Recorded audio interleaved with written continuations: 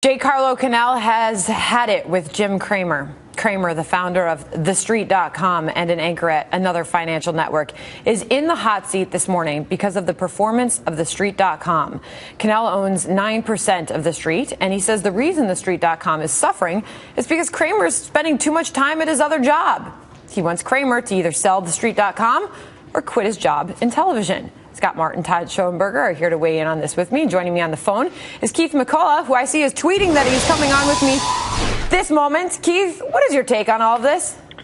There's no love lost between Jim and I, but the reality is that I think that for him to be silent at this point is a big problem for his credibility. Here you have a guy who allegedly stands up for the quote-unquote little guy. What about the little guy that owns TheStreet.com stock? Or what about the little guys that are paying attention to how Jimbo kind of talks about Mike Jeffries? He put Mike Jeffries, as you know, the CEO of Abercrombie, on his wall of shame the other day and saying, look, he was just basically calling out Mike Jeffries, saying all that matters is the performance of your stock. So clearly the performance of TheStreet.com stock is a huge issue, and I think he's got credibility issues if he doesn't address this. So if he's going to address this, based on what you know about Jim Cramer and TheStreet.com and CNBC and all of these things combined, what do you think the next move is going to be? Well, I can't imagine it's a good one. I mean, just turn the tables on how Jim kind of explains all the stocks that he knows so well. I mean, what if he actually analyzed this the way that he purports to analyze other companies? Obviously, it's pretty ugly. I mean, I think you could take away the ionizing of the rhetoric and whatnot, but at the end of the day, the numbers are the numbers, and I thought that the gentleman did a pretty good job just calling it out for what it is. And for what it is, if I can bring in you folks, Todd, for what it is, the stock has been trading at the lowest it's ever traded for quite some time. That's right. This has been a problem. Yeah, it went from 60 to $2. I mean, really, investors are looking at Mr. Cramer. They're actually going to say, look, what are you doing here? I mean, my stock is going down, my valuation is going down, and here you're spending all this time being an entertainer on television, and you're talking to other potential investors. Keith is right. I mean, you're trying to represent a certain demographic of investors out there. I mean, is it really fair to say that because, obviously, if they're investors in this stock? Sandra, credibility issues. Keith talked about it. Do you remember who the all-star guy was over at TheStreet.com, the big hitter in the 2000s? Lenny Nails Dykstra. Okay, Nails, who turned into Jails. The guy was a huge-time crook. Remember that, Keith? And now, we talk about all the guys that have gone through TheStreet.com, Lenny Dykstra being one of the biggest ones. There's serious credibility issues, which is interesting that this activist investor held the stock through all those problems. I mean, it's kind of buyer beware. There is a conflict, though. You have to wonder what the conflict of interest is there, and it's interesting. I mean, I'm sure, the network probably has its own compliance department looking at this, but the fact is that if you're out there and you're touting certain stocks and then you have another entity that's out there saying certain things. So Cannell said in this letter that he wrote to Jim Cramer yesterday, you are simultaneously an employee of CNBC and a director, major shareholder, and employee of TST, which is the stock symbol for TheStreet.com.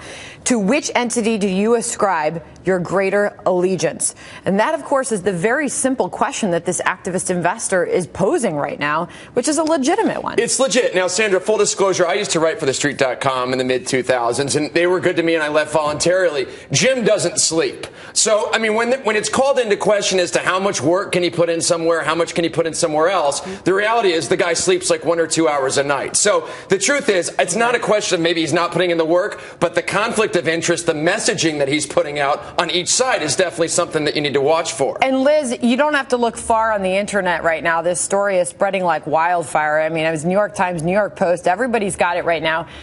Liz, you happen to have a personal connection to this story.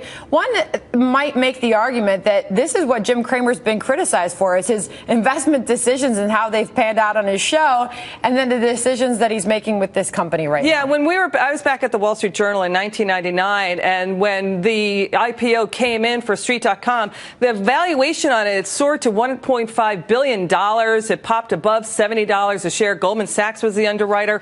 Jim Cramer's stake at that time was estimated to be north of $200 million. His own hedge fund apparently also had money in it. And Dave Kansas used to write for the Wall Street Journal. He went to Street.com. His stake was valued at $9 $9 million. So now if you do the math, $83 million is the valuation for TheStreet.com. That means Jim Cramer is sitting on just $3 million. So the question is, did he break his own advice selling at the top? And so just to be clear, Keith, as I give the last word to you, Cannell owns 9% of TheStreet. And for those who don't know, TheStreet runs news and market commentary. It's used by a lot of financial investors right now still, even though the performance of the company is not good. But it's subscriptions, it's newsletters. Last word to you. What happens next, Keith? Well, I think Jim's done there. I mean, at the end of the day, that's what the stock went up. Don't forget, it went up on this because people are looking for a change. The change is that Jim's not getting it done. So I think that what's going to happen here is he's either out of TheStreet.com completely. His contract's coming up. That's how he gets paid. And I do think that would be actually an interesting investment. I have to assume that that's what Cannell's still in there for. You have to have somebody that has their hand at the wheel every day in an accountable, transparent, incredible way. Obviously, Cramer's got some issues with that right now. And the hedge fund manager is also suggesting Cramer take a pay cut as part of his full-time return to the street, should he choose that path, complaining that his compensation is almost 5% of the total market value of the street. And in the letter, he questioned, why in the very worst years for TST shareholders must you pay yourself more than $3.5 million per year? I'll leave it at that. Thank you, everyone, for jumping in on that. Thank you to Keith and Liz, Scott and Todd. Don't go anywhere. We've got more.